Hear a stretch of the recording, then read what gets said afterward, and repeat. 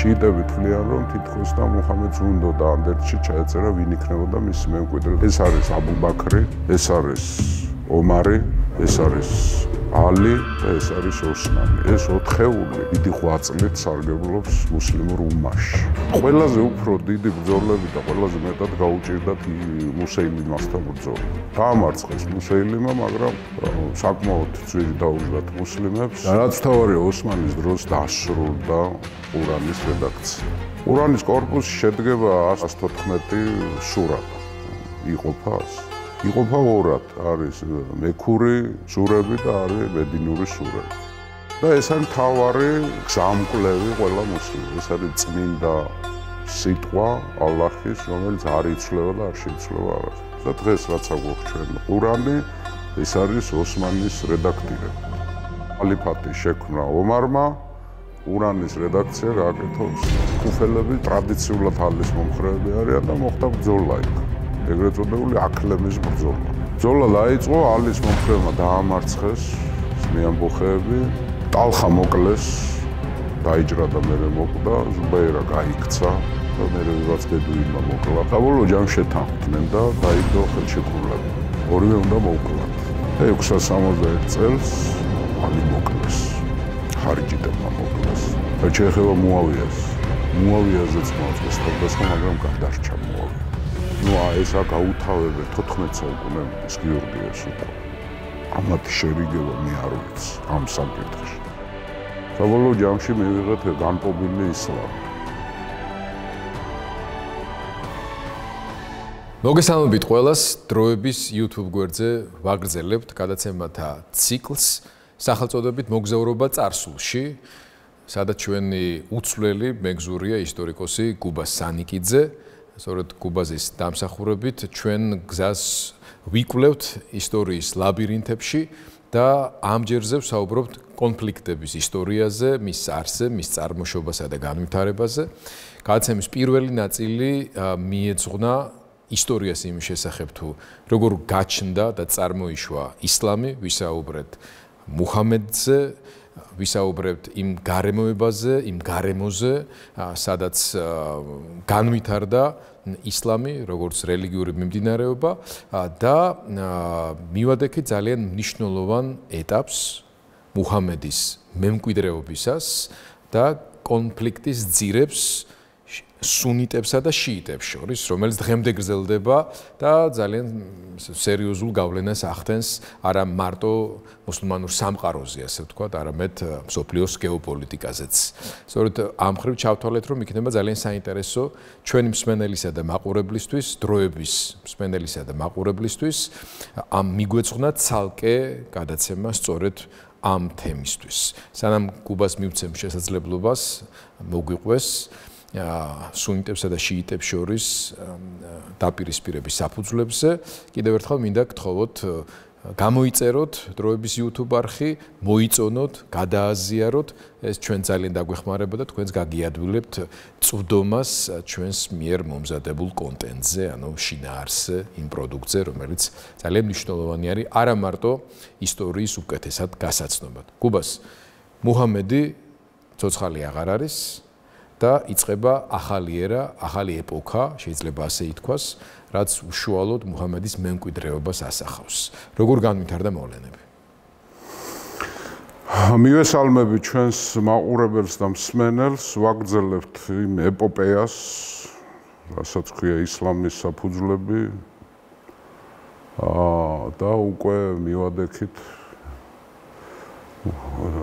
მუსლიმთა მოციქულ მუჰამედის მემკვიდრეობას, ვიცით რომ ის გარდაიცვალა 632 წელს მედინაში.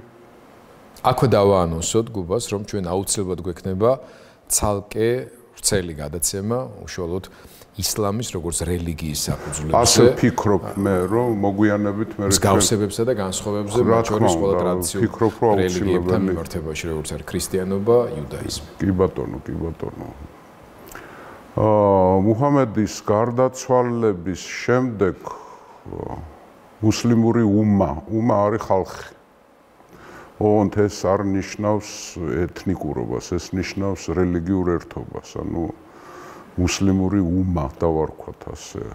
უმმა აღმოჩნდა დილემის წინაშე.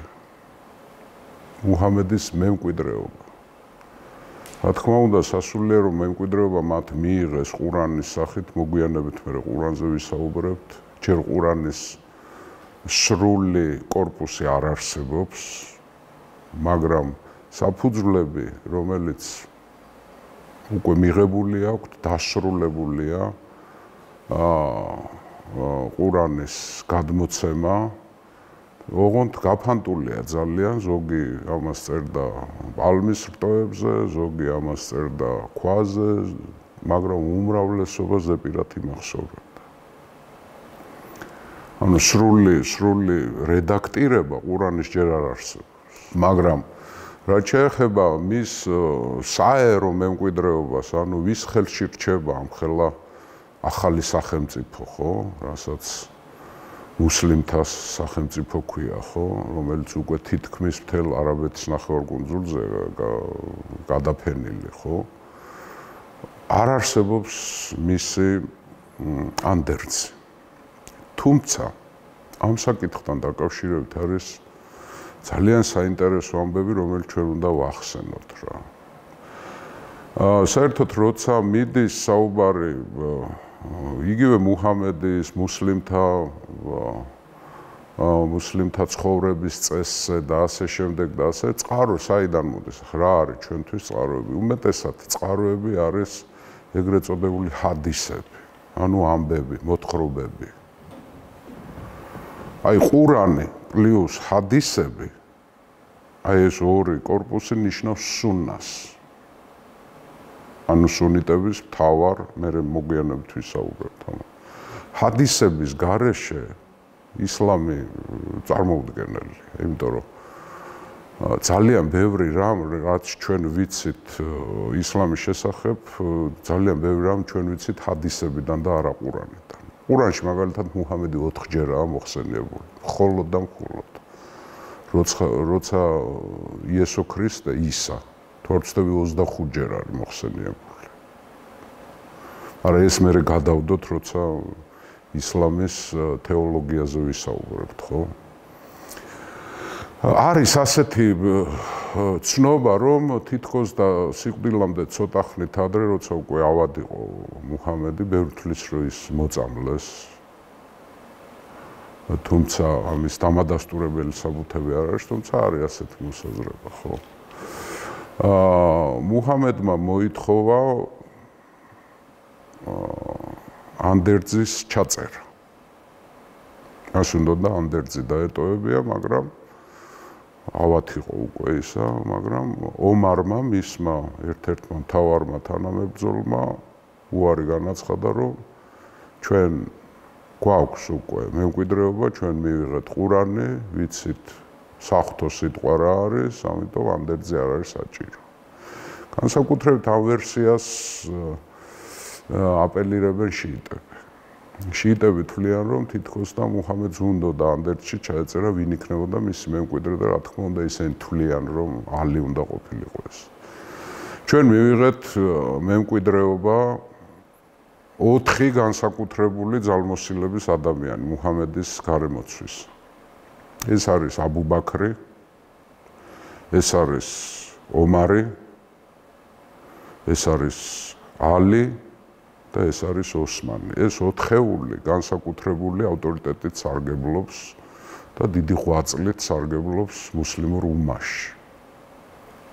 როცა გარდაიცვალა მუჰამედი, მისმა ოჯახმა, კერძოდ ფატიმამ და ალი. უნდა ვიცოდეთ, რომ ალი ძმისშვილი იყო მუჰამედის, მაგრამ ამავე დროს იყო ის ფატიმას მეუღლე, ანუ მისი სიძე იყო. და ფატიმა იყო ერთადერთი შვილი დარჩენილი ცოცხალი მუჰამედის, საყვარელი შვილი ფატიმა. ფატიმამ და ალიმ მუჰამედის გაპატიოსნება დაიწყეს.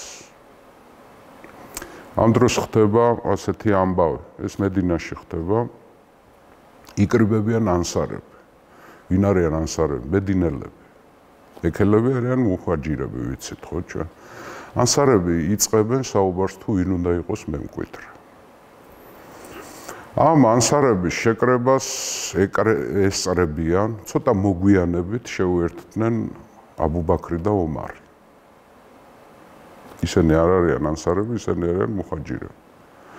იქ როგორც ჩანს, საკმაოდ ცხარე კამათი იყო მემკვიდრეობაზე, ვინ უნდა ყოფილიყო მემკვიდრე, მაგრამ საბოლოო ჯამში გადაწყდა, რომ რახან შეუვალი ავტორიტეტი აქვს აბუ-ბაქრს, ამიტომ მათ გამოაცხადეს აბუ-ბაქრი ხალიფად. ხალიფა რას ნიშნავს? ხალიფა ნიშნავს ნაცვალს. ოღონდ ვის ნაცვალს? მუჰამედის ნაცვალს. ალლაჰის, ანუ ღმერთის მოციქულის ნაცვალი.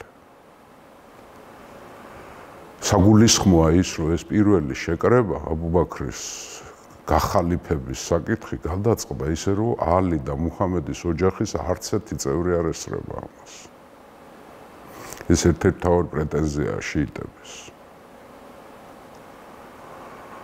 იქ არის ასეთი დაჯგუფება უკვე პრინციპში ჩვენ უფრო მოგვიანებით იღებს საერთო სახეს ეს, მაგრამ მაინც უკვე საფუძვლები არის. იქ არის ორი დაჯგუფება. ერთი არის აჰლულ სუნნა, ანუ სუნას მიმდევრები და აჰლულ ბეით, ანუ ოჯახის, სახლის, ბეით, ბაითი.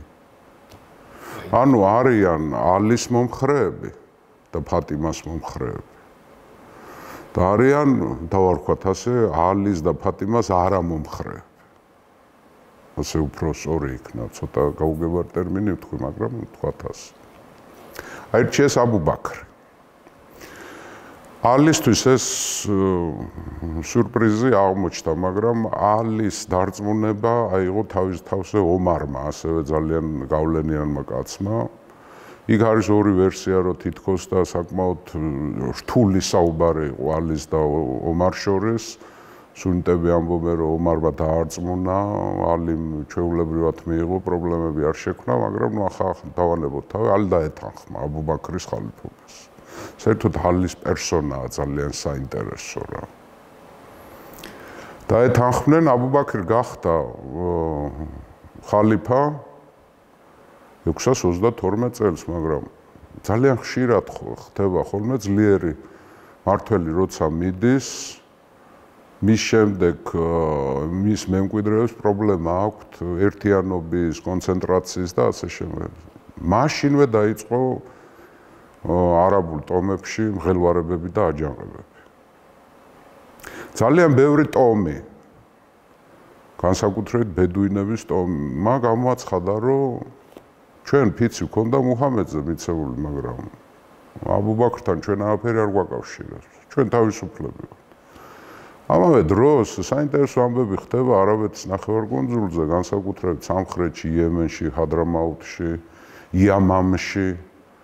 გამოჩნდნენ სხვა მოციქულებიც, ადამიანები, რომლებიც იჩემებენ, რომ მუჰამედი კი არა, ჩვენა ვართ, ერთი ღმერთის მიმდევრები და ასეთი იყო მაგალითად ცენტრალურ პროვინციაში, იამამში საკმაოდ გავლენიანი კაცი მუსეილიმა, რომელიც ხოთაშორის მუჰამედის დროსაც იყო და ერთხელ შესთავაზა კიდევაც მოკავშირეობა ყურაიშტების წინააღმდეგ მუსეილიმა მუჰამედს, მაგრამ მუჰამედმა უარყო მაშინ ეს კავშირი.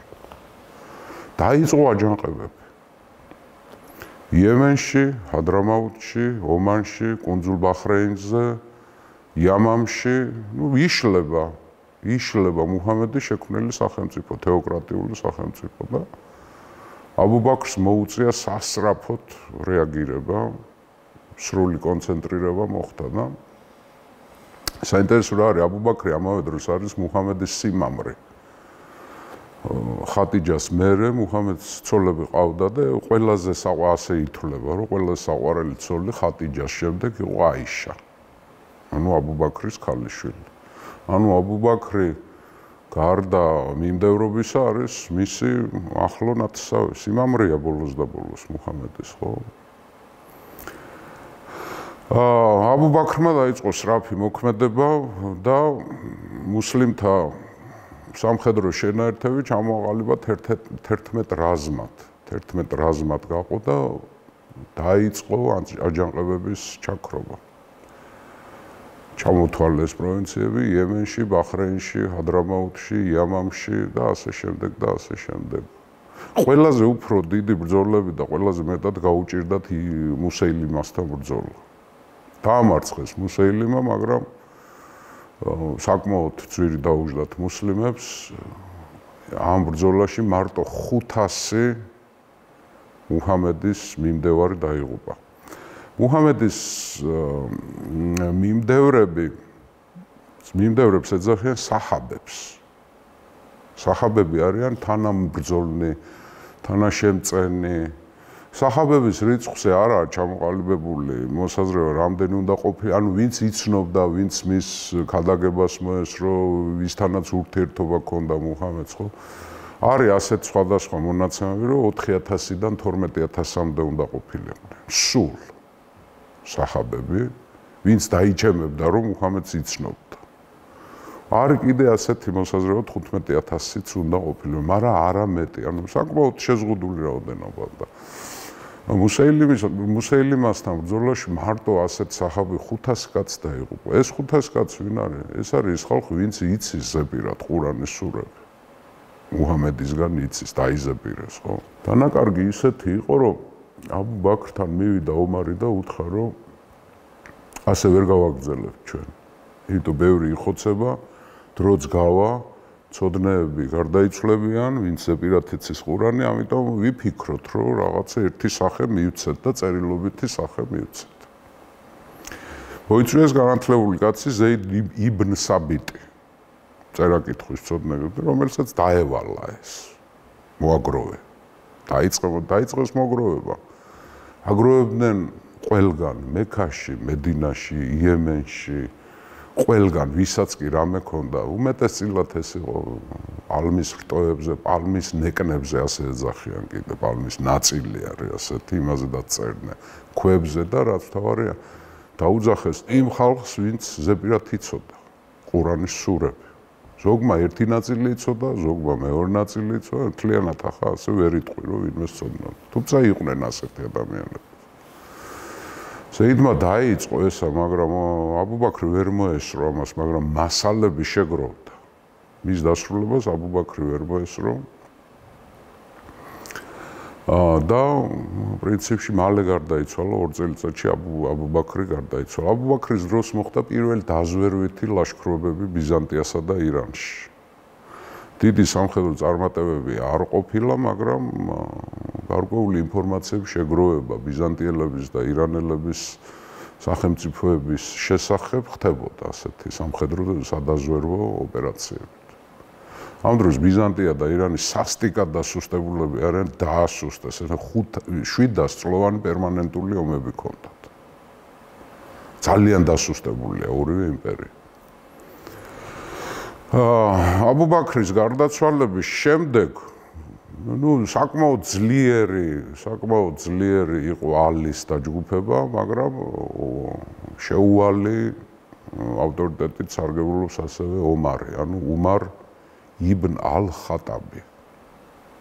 სრული სახელი ასეთი არის, რომელიც გახდა ხალიფა 634-654 წლებში. საინტერესო რა არის, რომ ომარიც სიმამრეა მუჰამედის. ის აიშას მამა იყო აბუ ბაქრი, ომარი არის ხაფსას მამა, მუჰამედის მეორე ცოლის მამა არის. ანუ ისიც ახლობელია, ნათესაური კავშირი აქვს მუჰამედის ოჯახთან, ხო? ის არის ალადის ტომიდან, ყურაიშიტების კლანი, ალადის კლანი არის, ხო? ომარს დიდი ავტორიტეტი აქვს ძალიან, ომარი გამოირჩეოდა სიმკაცრით, მაგრამ სამართლიანობით. წარმოუდგენლად პატიოსანი ადამიანი. საკმაოდ ისეთი ხასიათი ჰქონდა.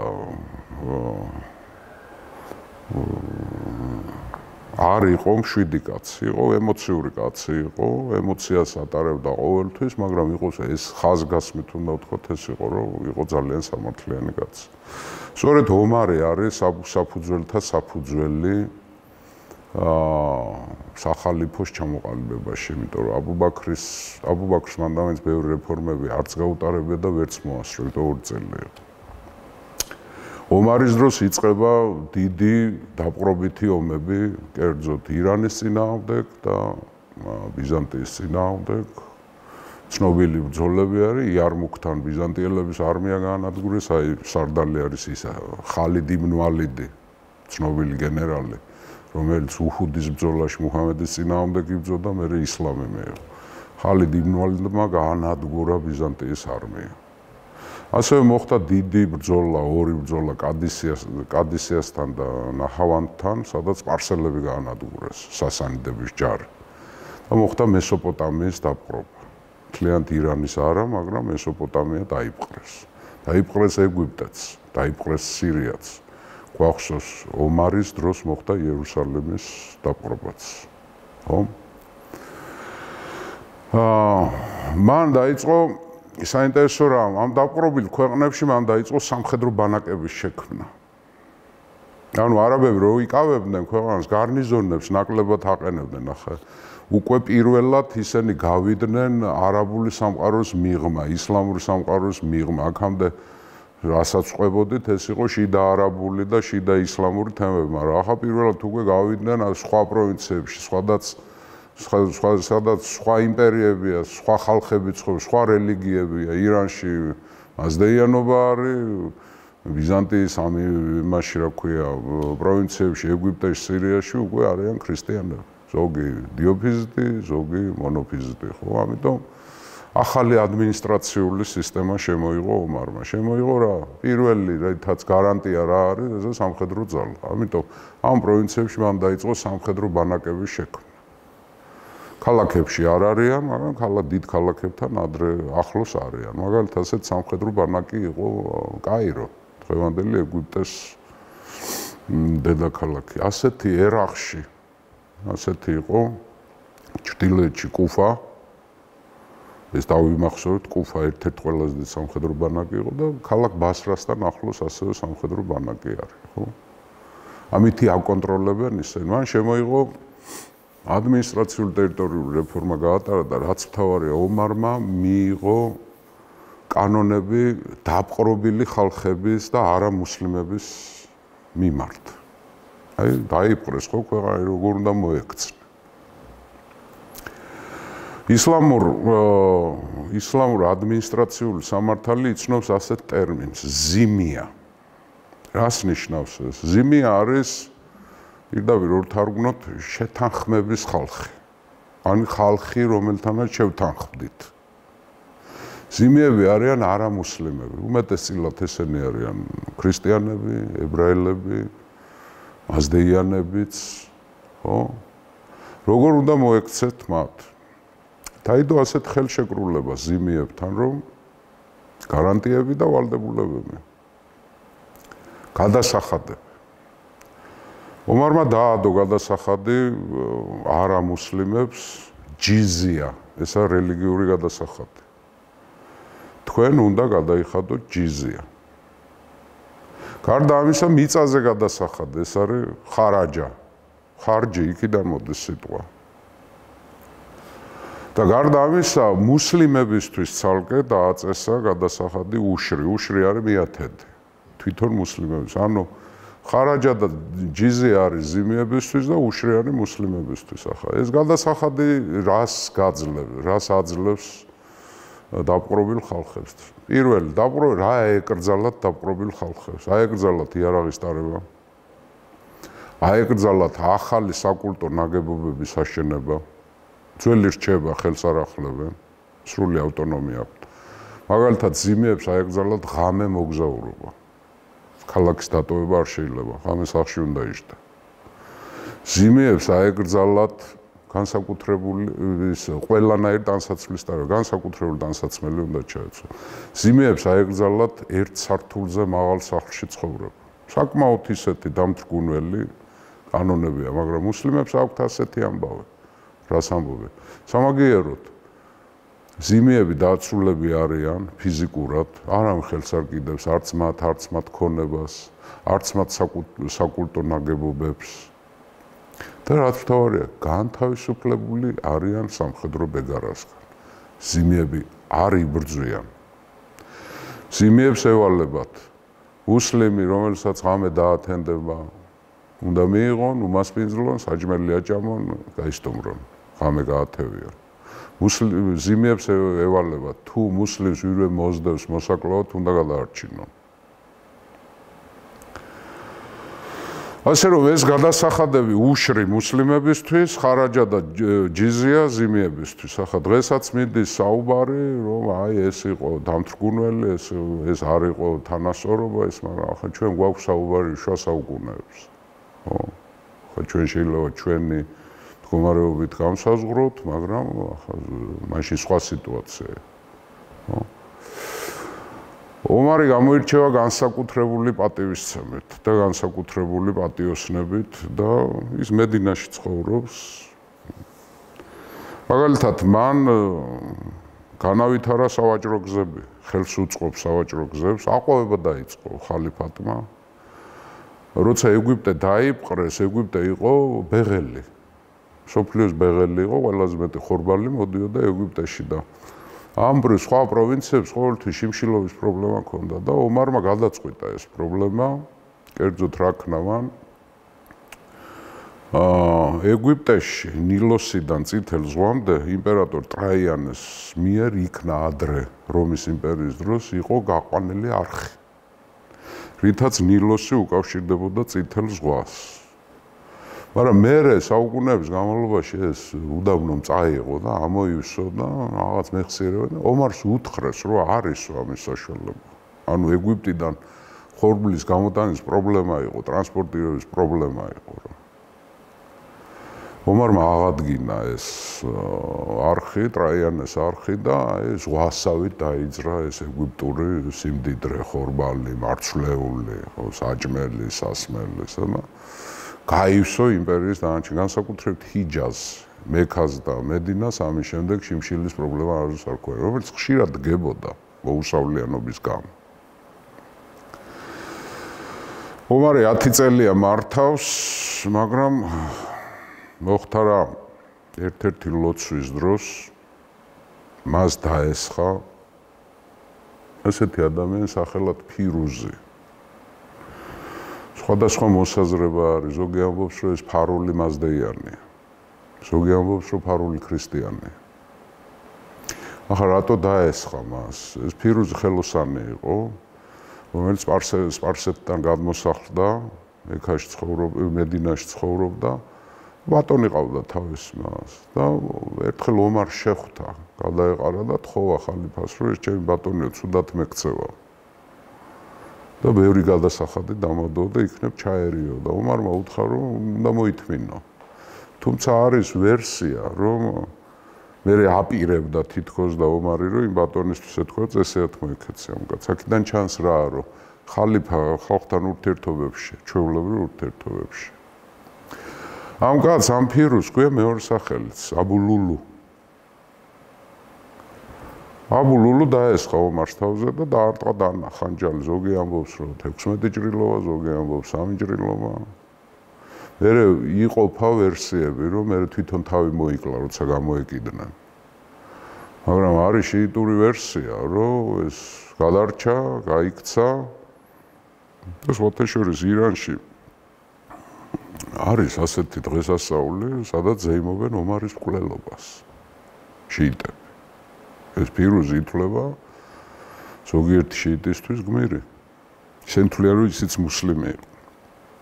ასე ითვლება.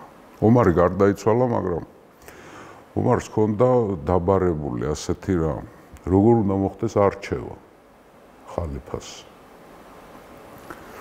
მან შექმნა საბჭო. საბჭოში შედიან ალი, ოსმანი, ტალხა, აზუბაირი, აბდარახმანი და საათი. ესენი არიან ყველაზე დიდი ავტორიტეტის მქონე მუჰამედის მიმდევრები. ამ საბჭომ უნდა აირჩიოს შემდეგი ხალიფა. ძალიან ბევრს ეგონა, რომ ალი შეიძლება გამختارიყო, იმიტომ ალი ზღვაწლიანი დაუფასებელი ახლა. როცა არის საუბარი აბუბაქრი, ომარი თუ ალი, აი თანასწორად არიან რა, ვერ იტყვი რომ რომელი აბუბაქრს თავისი უპირატესობები ჰქონდა, ომარს თავისი უპირატესობები, ალი საერთოდ სიძეა და თავარი ისლამის მახვილი, ისლამის ლომი ასე ეძახოდნენ სხვათაშორის ალეს. მაგრამ არ აირჩიეს ალი, აირჩიეს ოსმანი. უსმან აფანი. ოსმანი არის ბანუ უმაიას ტომიდან. ეს ბანუ უმაია არის რის მეთაურიც იყო აბუ სუფიანი გახსოვთ თავარი მტერი მუჰამედის.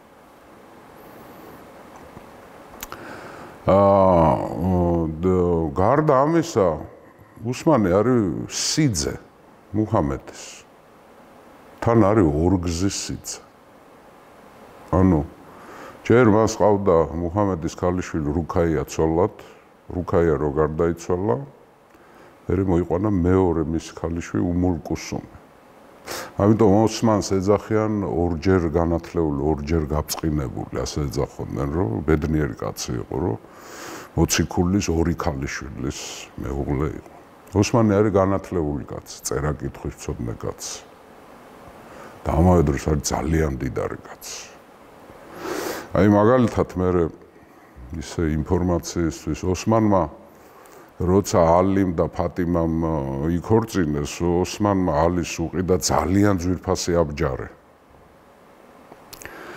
და გადაიხადა მახრი, ფატიმას მახრი გადაიხადა ალის მაგივრად. მახრი არის შესატანქმარი, როცა აძლევს ფულს ან ქონებას თავის ცოლს, რომელიც იმ ცოლს ეკუთვნის მუდმივად. ზითევი დავარქვათ ასე, ხო? და რაც თავარი ოსმანის დროს დასრულდა ყურანის რედაქცია.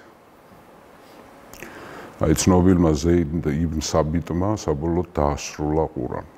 რა მივიღეთ, რა პროდუქტი მივიღეთ.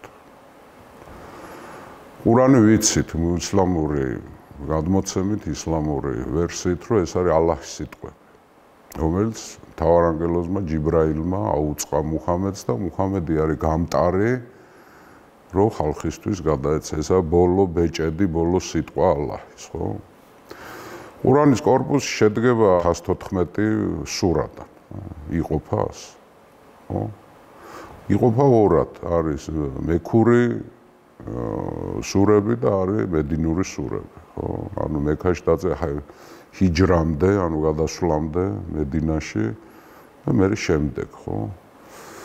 და ეს არის მთავარი წიგნი, მთავარი გზამკვლევი ყველა მუსლიმს. ეს არის წმინდა სიტყვა ალაჰის, რომელიც არ იცვლება და არ შეიცვლება არასდროს. ხოთეშორის როცა მუჰამედი უკვე ამთავრებდა თავის სამქვეყნიურ მოღვაწეობას, მან ასეთი რამე დაუბარა თავის მიმდევრებს, რომ მე ორ სიმდიდრეს გიტოვებთ. ერთი ეს არის ყურანი, მეორე ეს არის ჩემი ოჯახი. პირველსო ალაჰი დაიცავს. ღმერთი დაიცავს. თქვენი დაცვა არ ჭირდება. მეორე თქვენ უნდა დაიცვათ. ეს გავითვალის, ეს შიიტების ერთ-ერთი მთავარი არგუმენტია. მოგვიანებით მერე, ხო?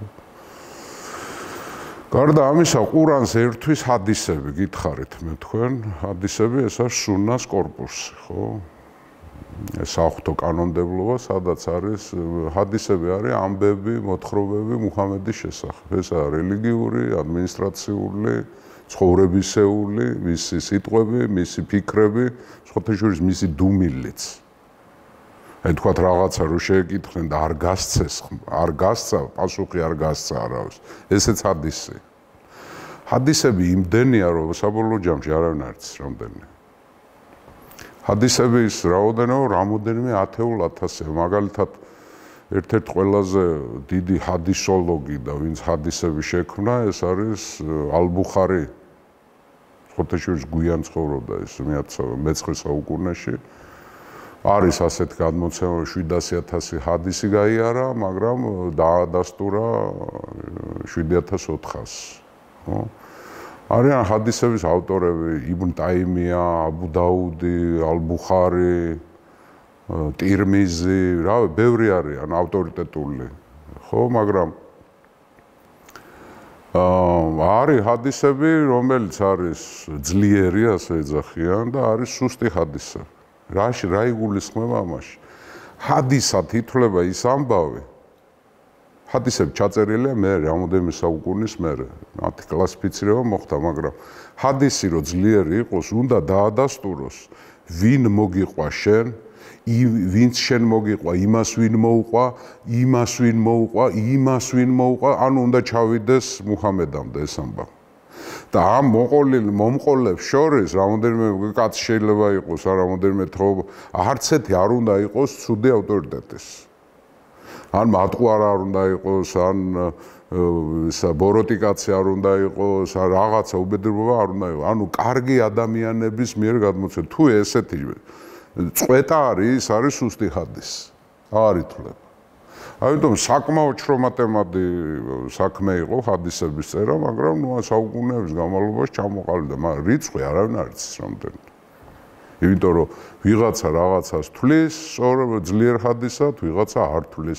არის სუნიტური ჰადისები, რომელსაც არ აღიარებენ შიიტები, არის შიიტური ჰადისები, რომელსაც არ აღიარებენ სუნიტები, მაგრამ არის საერთო ჰადისები, რომელსაც ორივე აღიარებს. შიიტებიც, სუნიტებიც, ხო? მოხდა საბოლოო ჯამში ყურანი გამოიცა, გადაიწერა, როცა სამდე მიიტანდნენ საბოლოო სახე 5 ვერსია მიიტანა ზეიდმა. 5 ვერსიად ჩაწერილი იყო. და აირჩია ერთი ვერსია ოსმანმა აირჩია, დანარჩენები განადგურდა. ის მასალებიც, რომელიც აუ ბაქრის დროს დაიწყეს შეგროვება და თქვათ ომარის დროსაც აგროვებდნენ, დანარჩენები განადგურდა. რამოდენიმე ეგზემპლარი დაიდო და იმპერიის სხვადასხვა კუთხეებში გაიგზავნა კუფაში, გაიგზავნა ბასრაში, გაიგზავნა ეგვიპტეში, რომ იქ მყოფ მუსლიმებს არევა არ დაეწყოთ. თუმცა ამ ვარიანტის მიმართ მერე ჩდება პრეტენზიები, მაგალითად შიიტების მხრიდან, რომლებიც ამტკიცებენ, რომ იქ სურები არის ამოღებული, რომელიც და აიათები, რომელიც ეხება ალის. ამოყრილია ასეთი პრეტენზიები იყო.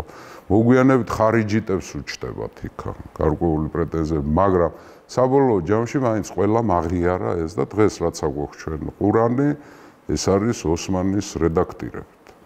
ამიტომ ოსმანის 8 წლი ამ თვალსაზრისით მართლა განუზომელია ხა. ხალიფატი შექმნა ომარმა, ყურანის რედაქცია გააკეთა ოსმანმა, მაგრამ ოსმანს აქვს ერთი სერიოზული პრობლემა. მის დროს დაიწყო კორუფცია იმპერიაში. საშინელი კორუფცია და საშინელი ნეპოტიზმი.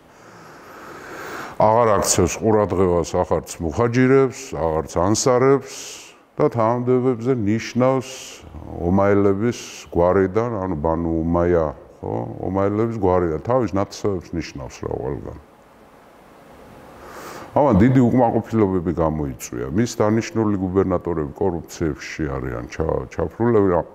გამოიწვია წინააღმდეგობა ალის, აიშას, მუჰამედის მეუღლის, თალხასი და აზუბაირის, ეს დიდი აი საბჭოში ვინ შედიან და პრეტენზიებზე მოდის. მერე მოხდა ასეთი ამბავი, რომელიც დღესაც მიდის გარკვევა და საბოლოო ჯამში არ არის გარკვეული. ეგვიპტიდან ჩამოვიდა 500 ეგვიპტელი მუსლიმი. სხვათაშორის კუფიდანაც, ბასრიდანაც და კუფიდანაც არიან ჩამოსულები, რომლებიც ხალიფასთან მივიდნენ პრეტენზიებით. საზოგადოება როგორია ხალიფასთან შეგიძლია პრეტენზიით მიხვდა. და ეგვიპტელები ეუბნებიან, რომ შენ დანიშნული გუბერნატორი არის მეკრთამე, ცუდ საქმეებს აკეთებს, არ არის პატიოსანი, ატყავებს ზიმიებსაც და ატყავებს მუსლიმებსაც. მიიღე რეაგირება გააკეთე, გადააყენე. უსმანი თხოვს შუამავლობას ამ ეგვიპტელებთან, ეგვიპტელ მუსლიმებთან, ალის ათხოვს და ალი ჩაერია. ალის ავტორიტეტი შეუვალია. ალი ჩაერია და ალის გარანტიებით ისინი დაბრუნდნენ. უკან მან მისცა პირობები, რომ კი, ჩავერევი, გავარკვევ, ყველაფერი კარგად იქნება. მაგრამ ხდება ასეთი ამბავი. როცა ეს 500 კაცი მიდის ეგვიპტეში, მათ გზაში დაიჭირეს მხედარი. დაიჭირეს მხედარი და აღმოჩნდა, რომ არის ხალიფას შიკრიკი. აღმოუჩინეს წერილი. ამ წერილში წერია რა, რომ ხალიფა ეგვიპტის გუბერნატორს ეუბნება, რომ აი ესენი რომ ჩამოვლენ დასაჯე. აი ეს მომჩივანები. ესენი გამწარდნენ და მობრუნდნენ უკან. და ალყა დაარტყეს ხალიფას სახლს.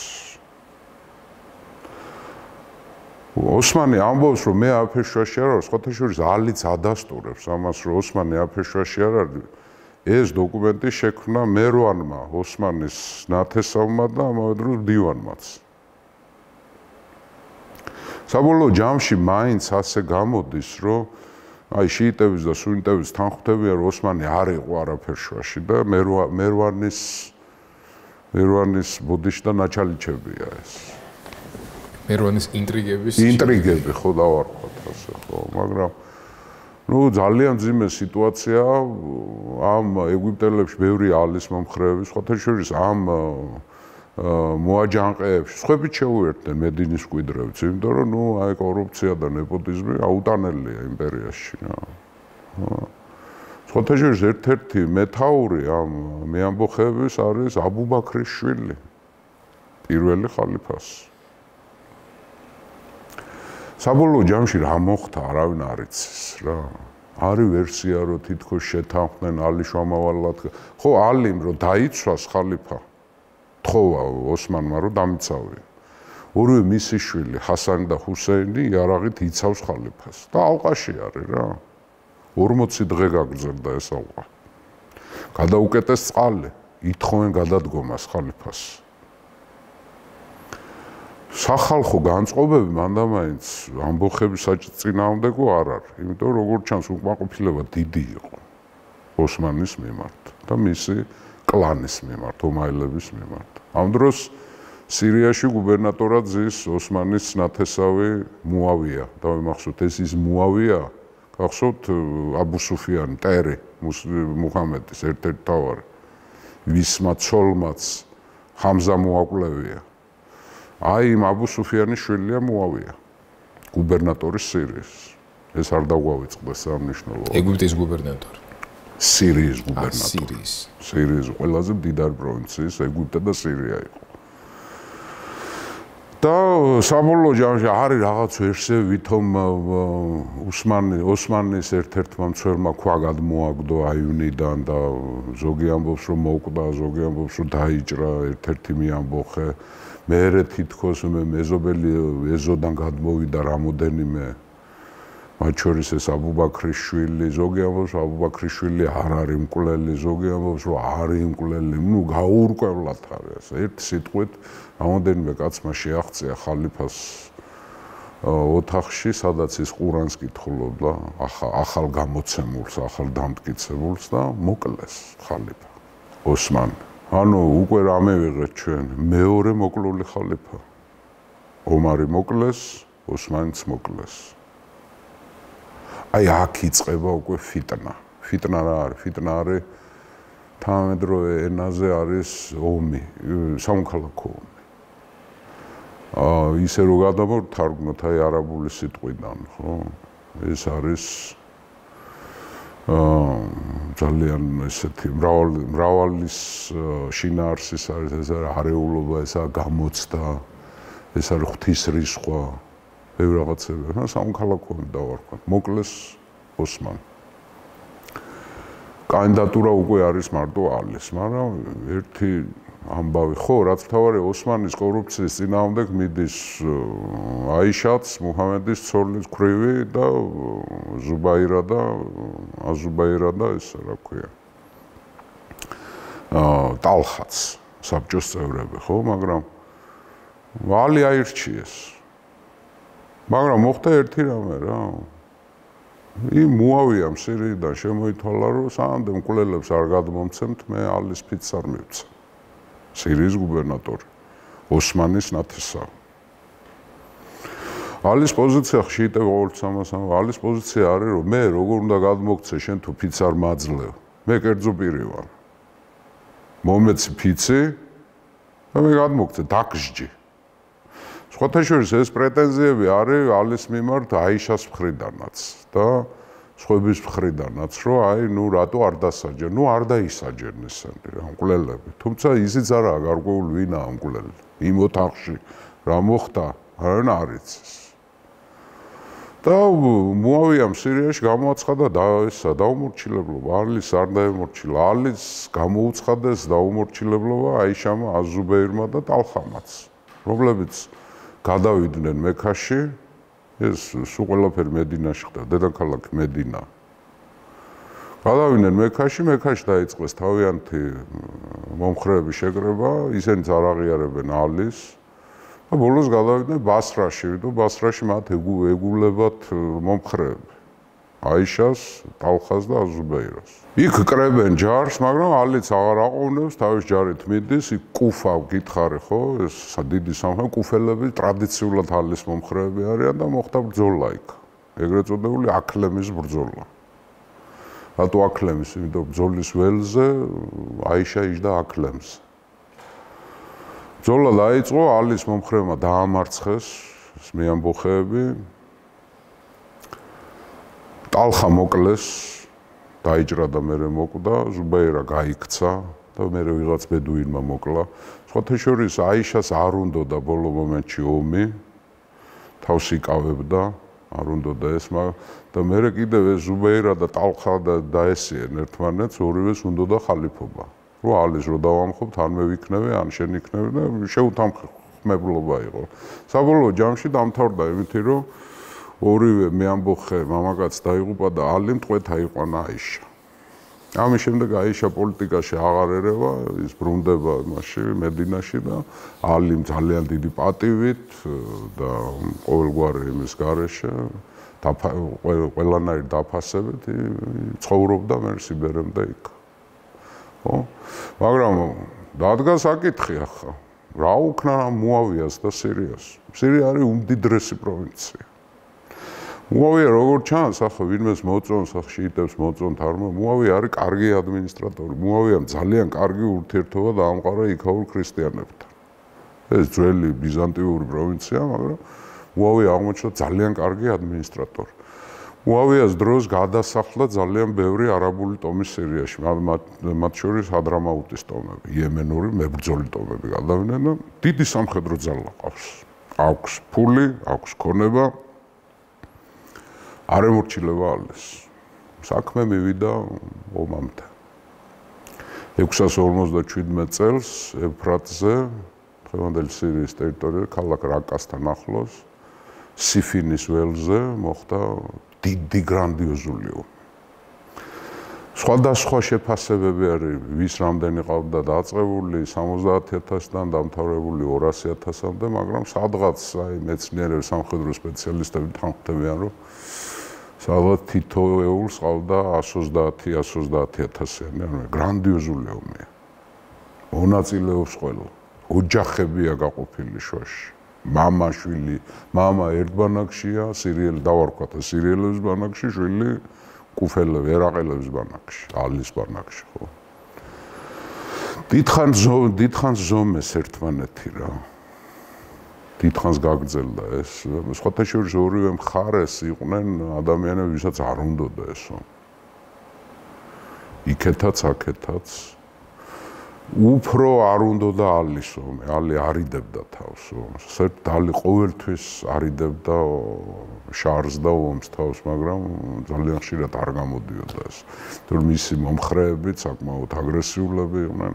ალაშტარი იყო ასეთ სარდალი, ნუ ვერ აჩერებდა იმას რა. საბოლოო ჯამში მოხდა ომი, 3 დღე და ღამე გაგრძელდა გიორგი. დღეც ომობდნენ და ღამეც ომობდნენ.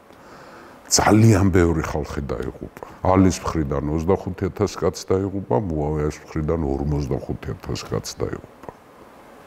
აი მთელი აი ნაღები ამ ისლამური უმას ნაღები, ეს მეომრები, ვისაც მუჰამედი ახსოვდა, ეს საჰაბები, აუარებელი საჰაბი დაიღუპა.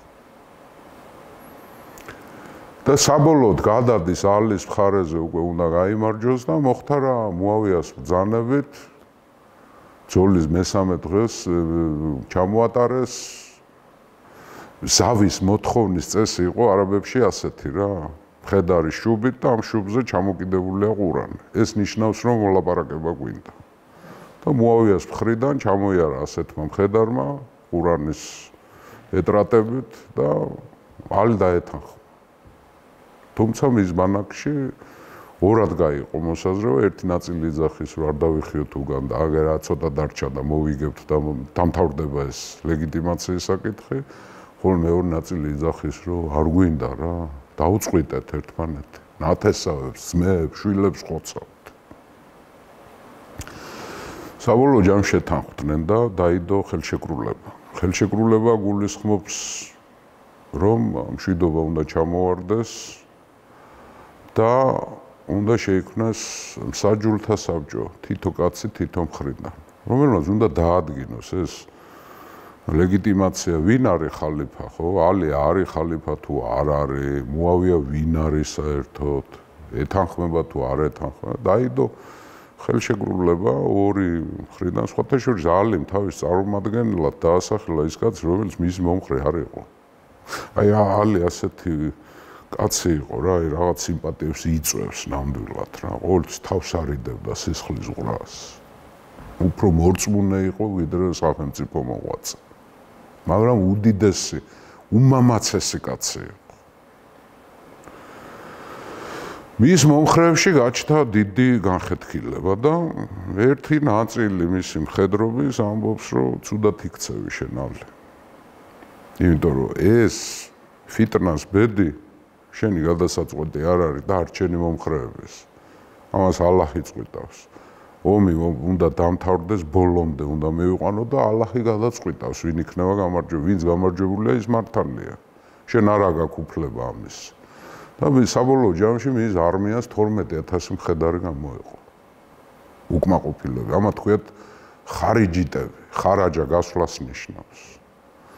ჩვენ როცა ვლაპარაკობთ ისლამზე, ყოველთვის ვიცით, რომ ორი მიმდინარეობა სუნიტები და შიიტები. სინამდვილეში მესამეც იყო ხარიჯიტები. დღეს დარჩნენ ძალიან ცოტა და ერთადერთ სახელმწიფოში არის ხარიჯიზმი, სახელმწიფო რელიგია, ეს არის ომანის სასულთნო.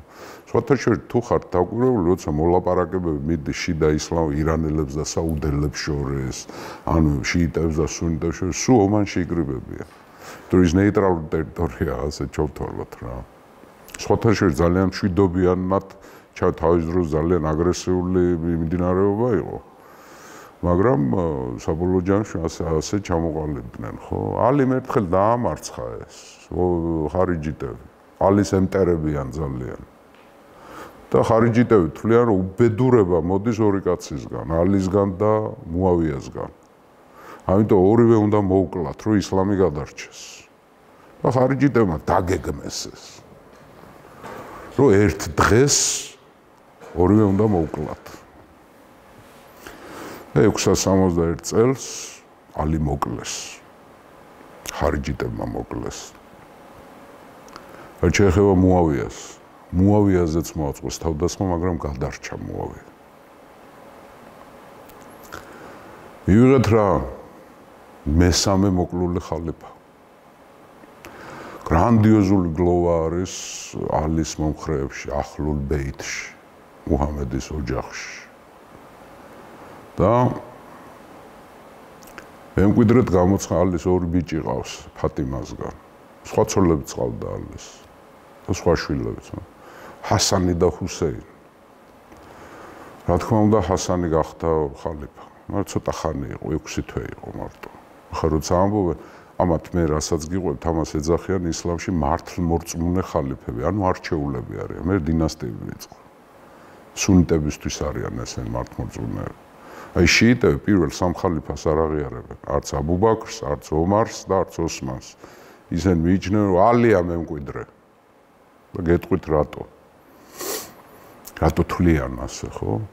ჰასანი აირჩიეს, მაგრამ ჰასანი ძალიან მშვიდი და ძალიან ისეთი კეთილმორწმუნე კაცი იყო და იმ თავითვე წინააღმდეგი იყო ომის გაგრძელების და მით უმეტეს ახლა მუავია ძლიერი სამხედრო ძალა ყავდა, ალის ბანაკში განხეთქილება იყო, იქ ხარიჯიტები ცალკე თავის ტკივილი იყო, ასე და მუავია და ჰასანი შეთანხმდნენ 661 წელს დაიდო ზავი.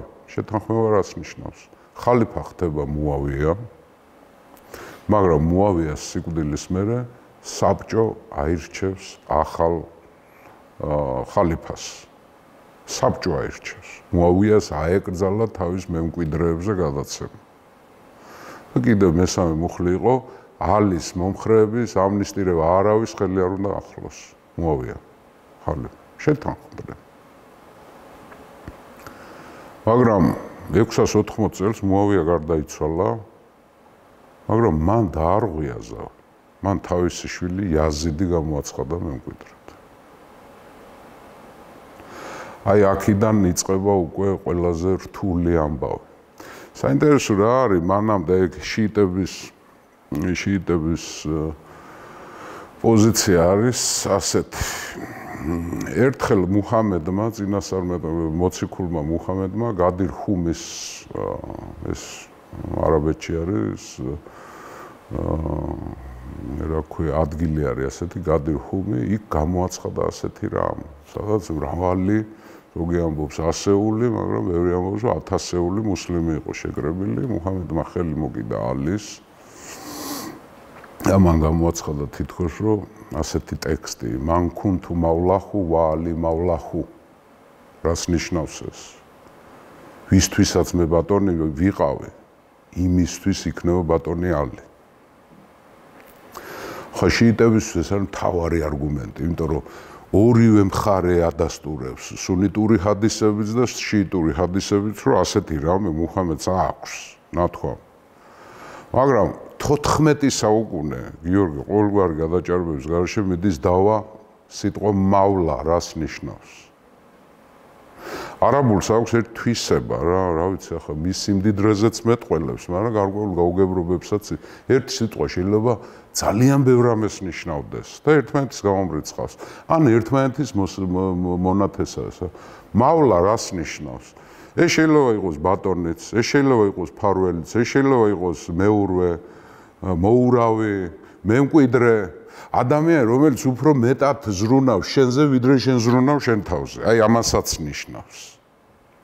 შიიტები ამბობენ, რომ ეს მავლა ნიშნავს, რომ მის მემკვიდრედ გამოაცხადა კაცმა თავი, ვისა, ალი, მუჰამედმა, მაგრამ სუნიტები ამბობენ, რომ არა, ამას არ ნიშნავს.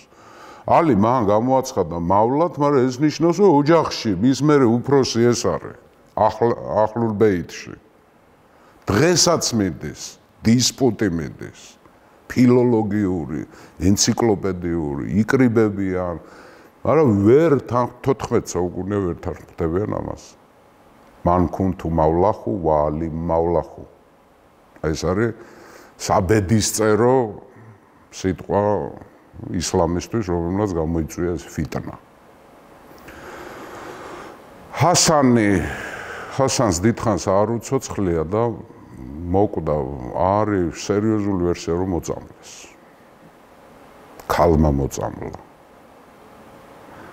შიიტები ამბობენ რომ მუავიამ მოაკვლევი. მუავიას აბრალებენ ყველაფერს. არ ვიცი ახ მართალი მე ვერ გეტყვით. ორი ვერსია არის. მაგრამ ფაქტი როგორ ჩანს არის რომ მოწამლეს ჰასანი. დარჩა მეორე ძმა ჰუსეინი. ფატიმას და ალის შვილი, მუჰამედის შვილიშვილი, საყვარელი შვილიშვილი, ჰუსეინი, იმამ ჰუსეინი. დაირღვა ხო, იმან დაარღვია და იაზიდი გამოცხადდა ხალიფად. მაგრამ ჰუსეინმა უნდა შეჰფიცოს. ხო, ახალ ხალიფას. ჰუსეინმა არ შეჰფიცა ახალ ხალიფას, იმიტომ რომ ფაქტია, შეთანხმება დარღვეულია. არაფრით, დარწმუნება იყო იქ მედინის გუბერნატორი, მექის გუბერნატორი, აი მესი მუავიას დანიშნულები, აი ეუნებიან, აი იქნებდა, არ ეთანხმება ჰუსეინი. ამ დროს კუფიდან მოდის წერილები, სამხედრო ბანაკიდან, ერაყიდან, სადაც ტრადიციულად ალის პოზიციებია, მამამისის. რომ ჩამოდი დაოჯანყდეთ. ჩამოდი დაოჯანყდეთ. 1000-ობით წერილი მოდის ჰუსეინს. ახლა რომაელებმაც იციან რომ ასე წერილები მოდი, არ წუნენ რომ არ გინდა, ნუ იზამ. არ გინდა. ო? მოდის და მოდის, ზღვა მოდის წერილები. დავიფიცებთ, ამას ვიზამთ. არის რომ 100,000 მახვილი მზად არის და ასე შემდეგ და ასე ამ წერილებში წერია. ჰუსეინი აგზავნის თავის ბიძაშვილს მუსლიმს, რომ შეამოწმოს რა ხდება კუფაში და ბასრაში, ერაყში. ჩადის ის ჯერ კარგად ხვდებიან იქა და ჰუსეინს წერილს წერს, რომ აქ გზად არის ხალხი, შენსკენაა ხალხი. და დაიძრა ჰუსეინი. დაიძრა ოჯახით. მთელი მისი ოჯახი აჰლულ ბეით, რასაც ქვია. მუჰამედის ოჯახი თავის ცოლებით, თავის შვილებით, სახლეულით და თან ახლავს 72 მისი ერთგული თანამებრძოლი. 72 კაცი ახლავს. სხვადასხვა ციფრებია, მაგრამ რამოდენიმე ათეული შეიძლება ვთქვა. მაგრამ სამდე გზაში მიდის, იქ გადატრიალდა სიტუაცია და იაზიდის მომხრეებმა ჩაახშეს იქ აჯანყება, უпроსორად მანდამაინც თავი არ გამოიდეს იქა. ეს მუსლიმი მოკლეს. ვისი წარგზავნილი იქ. არ იცის ამან ეს რაც ხდება და მიდის უდაბნო გაიარა არაბეთი და ეფრატს მიუახლოვდა უკვე ახლოს არის. კუფაც და ბასრაც და გზაზე დახვდა მხედრობა. ჯერ 1000 კაც, მერე 4000 კაც დაემატა. ეს არის იაზიდის გამოგზავნილი მხედრობა. აუგზავნეს რომ არა, ვერ ჩახვალ კუფაში. გაბრუნდი უკან და დაიფიცა ერთგულება. ახალი ხალიფას ერთგულება. და გადაუკეტეს გზა წყალთან არ მიუშვეს მდინარესთან. ბლოკადა მოუწყეს, წყალი არ დაალევიეს. არც ბავშვები ახლია. თოთო ბავშვი ყავს ერთ-ერთი თავის. მისი ძმა აბასი იქ არის. ედროშეს ეძახოდა იმას. ვერაფრით, ავიდა მოლაპარაკება, კი, არა, ისო და საბოლოო ჯამში ეს ყველაფერი დამთავრდა იმითი, რომ ამოწყვიტეს ყველა. და ჰუსეინიც მოკლეს. აი გვინახავს ალბათ ჩვენ შიიტების გლოვა ისე იმი არ ქვია იმას, აშურა ქვია ამას. მუჰარამის თვეს ხდება ესა, როცა ჰუსეინი მოკლეს, შაჰსევი ვახსე, როცა თვითგვემაზე არიან გადასულები, ალბათ გვინახო შავებს ჩაცმული. ესაა გლოვა შიიტების. ეს არის ჰუსეინის მიმართ შიიტების, აი ალის მომხრეების. ხოთა შორის სუნიტებს თავისი სიმართლეც აქვთ რა. ახლა როცა სუნიტები ჯავრობენ ამას ჰუსეინის დაღუპვას, არ არის ასე, არავის არ უზეიმია. სუნიტები თვლიან, რომ ცუდი ამბავი მოხდა, კერბელასთან მოხდა, ადგილი კერბელა. დღეს არის შიიტების ერთ-ერთი წმინდა ქალაქი. სუნიტები ამბობენ, რომ ცუდი ამბავი იყო ესა და ეს არის კატასტროფა ჩვენთვის, ყველასთვის. როგორ შეიძლებოდა ალის შვილის კვლელობა და მუჰამედის შვილის კვლელობა, მაგრამ ეს ჩვენი ბრალი არ არის, ეს იმ კუფელების ბრალია, რომლებიც შეპირდნენ და არ მიეხმარნენ. არ გამოჩნდნენ კუფელები. არ მიეხმარენ ჰუსეინს. აი სულ მიდის ამას დაავარო, აი ჩვენი ბრალი კი არა, იმათი ბრალია. არა, იმათი კი არა, თქვენი ბრალია და ესა გაუთავებელ 14 საუკუნე მიდის გიორგიეს უკვე. ამათი შერიგება მე არ ვიცი ამ საკითხში.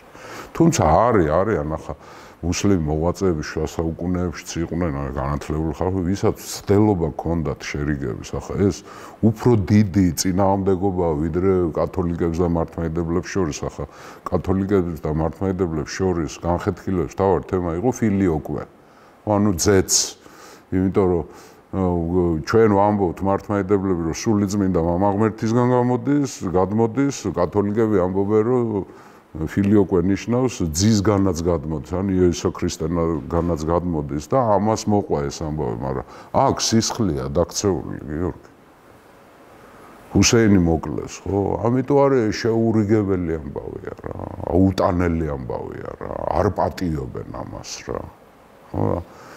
ამიტომ საბოლოოდ განიპო ეს ორი მოძრაობა, აჰლულ სუნა და აჰლულ ბეით, ანუ სუნას ხალხი და ესა ოჯახის სახლის ხალხი.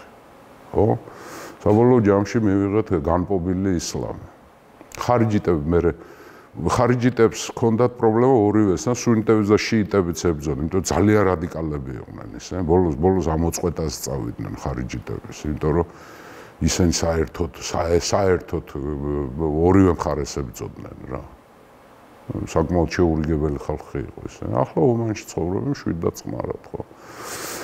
ახლა როგორ მოდის უკვე მივიღეთ შიიტები. შიიტები ამბობენ რომ მემკვიდრე არის იმამი. არავითარი ხალიფა. და ეს იმამი აუცილებლად უნდა იყოს ალის ოჯახიდან. და 12 იმამი ყავთ. მე-12 იმამი იყო მუჰამედ იბნ ალ-ჰასანი, რომელიც მე-10 საუკუნეში 951 წელს გაქრა, დაიკარგა. შიიტები ამბობენ რომ მიიმალა, ფარული იმამი ქვია ამას და ის არც გარდაცვლილა, გამოჩნდება. ანუ იმამი მაჰდი. მაჰდი არის რაც ებრაელებისთვის მაშიახ და ჩვენთვის მესია. ისეა მუსლიმებისთვის მაჰდი, მეორედ მოსვლა, ხო? მეორედ მოსვლის, ისლამურ მეორედ მოსვლის თავარ ფიგურა ვინ არის? ისა, იესო. მეორე მოსვლას ისინი აღიარებენ რომ იესო მოვა. ისლამი ამას აღიარებს. და მაჰდი და იესო ერთად მოვლენ. და ამარცხებენ გოგი და მაგოგის ჯარს, ანუ გოგი და მაგოგის ეშმაკისეული ხალხი, ხო? ეს ახლა შორს წავალთ ახლა ჩვენ. 12 იმამი, უბრალოდ 12 არა, 200-იანელები ასე ითარგმნება. ანუ 12-იანელები კი არა, 200-იანელები. აი, როცა შიიტებზე ვლაპარაკობთ, მათ ეძახიან 200-იანელებს. ანუ მათ ყავდათ 12 იმამი და მე-12 გამოჩნდება. ზოგი ამბობს, რომ სამარიაშია, ზოგი ამბობს, რომ იმაშია, ზოგი ლოკაციებსაც ამბობენ, ზოგი ამბობს ბაღდადში არის, მიწის ქვეშ და ამოვა. შიიტები ელოდებიან იმამს. მუჰამედ იბნ ალ-ჰასან მაჰდი ასე ქვია. რა შეეხება სუნიტებს? სუნიტები წავიდნენ დინასტიის მიხედვით. პირველი 4 ხალიფა, მე რომ მკითხოთ 5-ია, იმიტომ ჰასანის ხალიფა იყო 6 თვე. პირველი აბუ ბაქრი, ომარი, ოსმანი, ალი და ჰასანი. ამ 5-დან 4 მოკლულია. ძალადობით მოკლული. ანუ მუჰამედის მემკვიდრეებზე როცა ლაპარაკი, თვითონ წინასწარმეტყველ და მოციქულ მუჰამედს ეს ამბავი არ გაეხარდებოდა, რა თუნდა ამას ვერ ლაპარაკი. მისი ოჯახის ამოწყვეტა. მან დაუბარა რა ხალხს, რომ ორ სიმდიდრეს გიტოვებთ. ყურანი, რომელსაც ალლაჰი მიხედავს, თქვენი ამბავი არ უნდა ამა. და ჩემი ოჯახი ამას მიხედათ. ხო? რა შეეხება სუნიტებს, სუნიტებმა იარეს დინასტიებით, პირველი დინასტია იყო ომაელთა დინასტია, მუავია იყო მის დამაარსებელი, საკმაოდ ისეთ საინტერესო დინასტია იყო. 661 წლიდან 750 წლამდე. სხვათა შორის ბოლო ხალიფა ვინ იყო, იცი, ომაელებისგან? მერვანი მეორე. ურვანყრო. ჩვენ რო დაგვაქცია და მოგვაგდო. ჩვენთან ხო ყრუს ეძახიან, სომხები რაც ეძახიან, ხო, ავარანშანდი, ამაოხრებელი, სომხეთსაც იგივე დამართა. მერვანის დროს მოხდა დიდი აჯანყება აზიაში, კერძოდ სპარსეთში. სპარსეთში უკვე ისლამი მოდებულია, მაგრამ შიიტური გავლენებია იქ. და იქ დაიწყო გრანდიოზული აჯანყება აბუ მუსლიმის მეთაურობით. ეს არის სპარსელი შიიტი, რომელმაც ამ ომაელების წინააღმდეგ დაიწყო ომი, მაგრამ ხარ დაჭერა აბუ მუსლიმის აჯანყებას, ამ შიიტების აჯანყებას ხარი დაუჭირეს აბასელებმა. აბას ვინ არის? მუჰამედის ერთ-ერთი ბიძა, იმათი შთამომავლები. და ეს აბასელები და ეს აბუ მუსლიმის შიიტური არმია დაეტაკა ამ იმას, რა ქვია, მერვანს, ახ თვითონ მეომარი იყო და დაამარცხეს მერვანი. ომაელები დამარცხდნენ. მერვანი ჯერ სირიაში გაიქცა, მერე ეგვიპტეში გაიქცა, მერე იქ დაიჭირეს, თავი მოკვეთეს. ერთი ვერსიით ენა ამოაძრეს და კატასაჭამეს მისი ენა. ბოლოს ერთადერთი ვინც გადარჩა და მთელი გვარი ამოწყვიტეს. ბოლო ბრძოლას 700 ესა, რა ქვია, ომაელი დაიღუპა. ერთადერთი გადარჩა აბდარაჰმანი, მე რომელიც ესპანეთში გაიქცა და იქ შექმნა კორდოვის სახალიფო დაარქვა იმას. ომაილები იქ მართა. ანჩენი აბასელებმა წამოიღეს და 750 წლიდან 1258 წლამდე ამას ერქვა ბაღდადის სახალიფო. ომაილების დედაქალაქი დამასკო იყო, აბასელების ბაღდადი და 1258 წელს მონღოლებმა აიღეს ბაღდადი და დააქციეს. ხოთაშორის ჩვენები მონაწილეობდნენ. ქართველების წილი ბაღდადის აღებაში დიდია. და ხოთაშორის მის დაქცევაშიც. და ქართველებს გამოყოლილი ჰქონდათ მეხსიერებაში ჯალედინის ლაშქრობა და შურისძება ჩაითვალა ეს. ასე დასრულდა ესე ამბავი უпроსტად არ დასრულებულა დღესაც გრძელდება. მე არ ვიცი შიიტები და სუნიტები რაზე შეიძლება შეთავოთ. ან იმათმა უნდა თქვან პირველ მართლმორწმუნე ხარიფებზე უარი, ან ამათმა იმამატზე უნდა თქვან უარი. ეს არის, არ ვიცი, ახლა ეს მტრობა იქამდე იყო, რომ აი როცა კონსტანტინოპოლი აიღეს თურქებმა. ხო იქ ჯვაროსნული ლაშქრობის შეკოწიწება დაიწყეს ევროპაში. არ გამოიწვია, ჩვენებიც აპირებდნენ იქ მონაწილეობას, როცა იმან აიღო, რა ქვია. მეჰმედ ფატიხმა, ხო? ჯვაროსნულ ლაშქრობაში მონაწილეობას აპირებდნენ სპარსელები, შიიტები აპირებდნენ. ანუ ქრისტიანებთან ერთად შიიტები აპირებდნენ კონსტანტინოპოლის ჯვაროსნულ ლაშქრობაში აპირებდნენ მონაწილეობას. აი ამ დონეზეა ეს ამბავი. ხო და ღმერთმა ქნას მშვიდო ერთი რამე ვიცი რომ ახლა მოხდა კატასტროფა მოხდა რა. ახლა მუჰამედის მემკვიდრეების უმრავლესობა მოკლული იქნა. მთელი ტრაგედია არის იმაში, რომ მუჰამედის ოჯახი ამოწყდა. მისი ოჯახი ახლულ ბეით. მე არ ვიცი, მე არა ვარ საჯული, ვინ მართალია, ვინ მტყვანია, როგორ არის, რანაირად უღრმე ისევ ადასტურებ უღრმეს პატივისცემას, სუნიტების მიმართაც, შიიტების მიმართაც.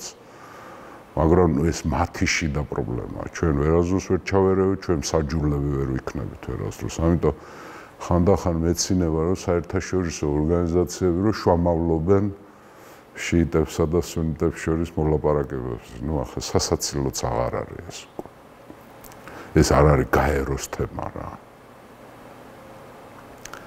მან ქუნთუ მავლახუ ვალი მავლახუ. ეს არ არის გაეროს თემა. გუტიერეში ამას ვერ გადაწყვეტავს. და საერთოდ ტერმინი მავლა რას ნიშნავს? დიდი მადლობა გუბას. მადლობ თქვენ.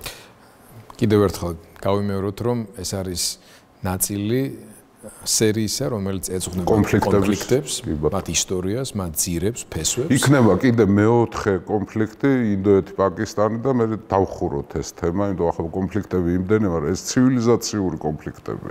კი ბატონო. აქვე ჩვენს მსმენელსა და მაყურებელს დროების YouTube არხზე მადლობა გადაუხადოთ იმისთვის, რომ ასეთი ყურადღებით და ინტენსივობით ადევნებენ თვალს მოგზაურობას ისტორიაში, წარსულში და აქვე ვთხოვოთ, რომ გამოიწერონ YouTube არხი, დროება, მოიწონონ, გადააზიარონ იმისთვის, რომ ის ინფორმაცია, ის ცოდნა ისტორიული, რომელსაც შენ გვიზიარებ, ხელმისაწვდომი გახდეს კიდევ უფრო მეტი ადამიანისთვის. ერთ რამეს დავამატებ, ხო, თუ შეიძლება რა, რომ კონფლიქტებს რომ მოვრჩევით, მე გადავართ ახალ ციკლზე. და მე ვფიქრობ, რომ ეს ციკლი უნდა იყოს ევროპის საფუძვლები. უკვე ისიც საინტერესო უნდა იყოს. მადლობა და მადლობა.